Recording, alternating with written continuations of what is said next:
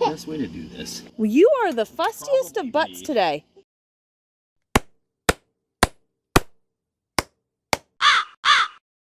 We are bringing out the big guns.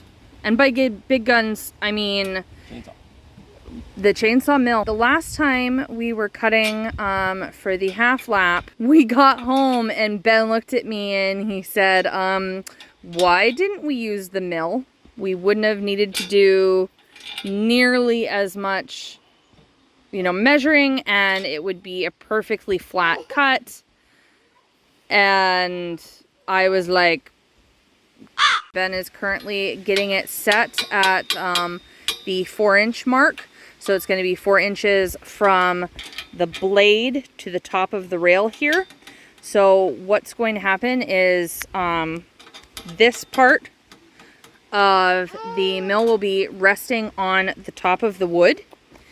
And then Ben holds the handle and is just going to hold it steady and walk it to the end of the cut. And it should keep it at the perfect level. Alright.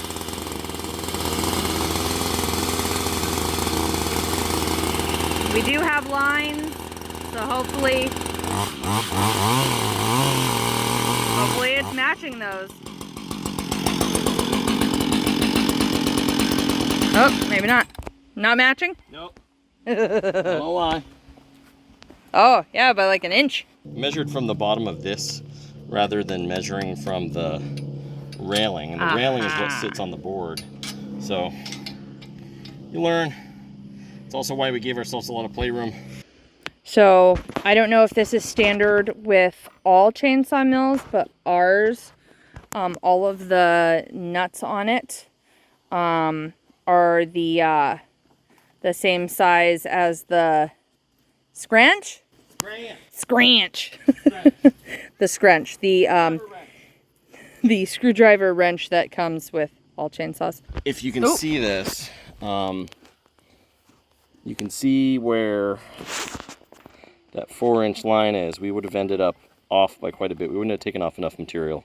And we want to take off enough material so that we don't have to do a ton of chiseling. So I'm going to use this square, using those blocks to kind of hold it in place and get it adjusted to that point.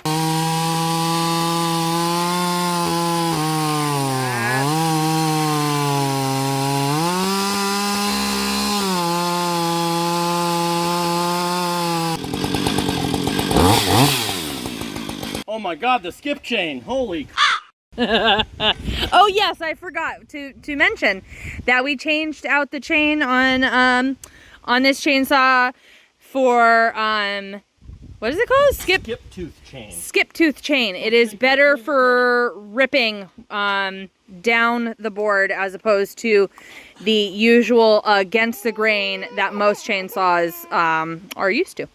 And it's a larger bar on the chainsaw as well. 20 inch. 20.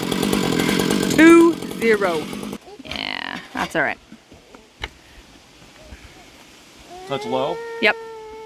And now that it's set at 4, we can do all 4 cuts down there. Easy peasy. Ta-da! I mean, if we cut out that spot where we're supposed to get it down, it would be perfect. Yeah. Well, did you see how perfectly flush it is over there? Oh, yeah. Look at the flush. Beauty. I can't believe I did this. Yeah, I like that. Hi. You're building a house. I'm building a house. Yep. Well, Might need to cut the stump. Yeah. Never had to do that before. Had to grab a 3rd chainsaw. 1, 2, 3. Which is just shenanigans. So much dust. Hold on, wait, I'll come get it. I gotta get my dust bucket. Oh jeez, oh, almost fell. Oh god, oh, no running. Ugh. I'm coming, don't do it. Don't ruin it, wait. Okay. Thank you.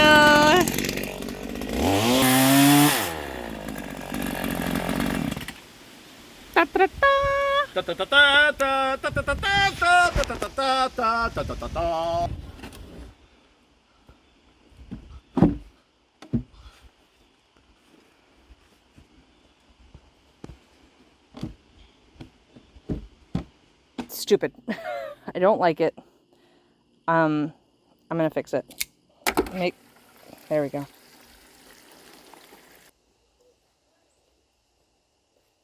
They're gonna be cut like to seed in. So we're gonna be cutting a line right about here. It's gonna go in about 4 inches, and then it's gonna slope down. And that's to keep the strength of the lumber intact when we install the floor joists. We're gonna be drop-in style. But once we're done, we'll have a floor deck to start building upwards from. So our verticals will become a much easier process than all the work we're doing right now. Now we need to hit the books, do our measurements, figure out exactly how those cuts are going to take place, and start putting things together. I'll probably end up filling the entire area underneath this with gravel just to increase drainage. I'm gonna make a small stack of them.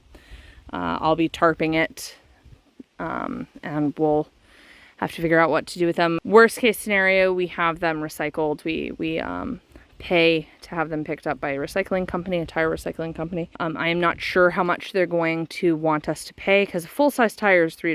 So you pay $3 per tire to have it recycled. I have no clue what they're going to charge me for sidewalls. It's $1 a sidewall. Oh, cool beans. Apparently Ben is aware of the price, and it's $1 a sidewall. So in the meantime, I'm also trying to figure out other uses for these. I might use some for planters, not for edible plants, for my perennials and stuff, but I'm trying to figure it out. Do you have any ideas for these sidewalls? Do you have any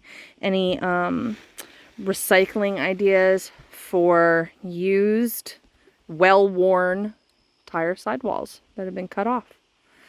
Please let us know in the comments below. I'm going to see if any of the pawpaws made it. I'm really hopeful. The pawpaws did not survive. It looks like they died in the spring. So the Forever Home garden has asparagus and apples, which is a great start, because those are things that take years to be able to harvest from. So starting them as soon as possible is a really good idea. That's the Lodi, or Lodi. I think I said the same thing last time. That's a lot of raspberries.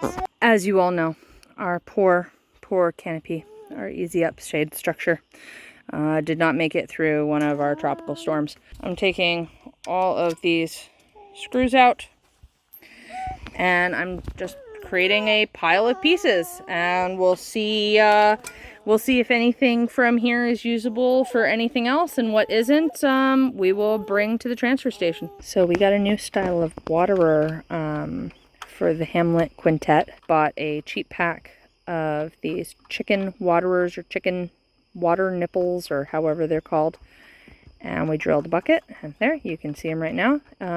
It is like a small version of like a hamster bottle. Instead of it being a ball bearing inside of a tube, it is a metal pin inside of a tube. So they push the pin, it lets out water, and the little tiny itty bitty cup right in front of it is where the water sits. So they can just walk around and they can push it with their beak and they get water. And they can't poop in the water, and they can't kick bedding into the water, and they can't knock the water over. Something that you have a lot of when you are a coffee roaster is coffee chaff. There could be some beans in there. The occasional bean is fine. It is light and fluffy. It's the skins off of coffee when you roast it. It flies up. And after much research, it is seemingly a good animal bedding. Mostly due to the fluff factor.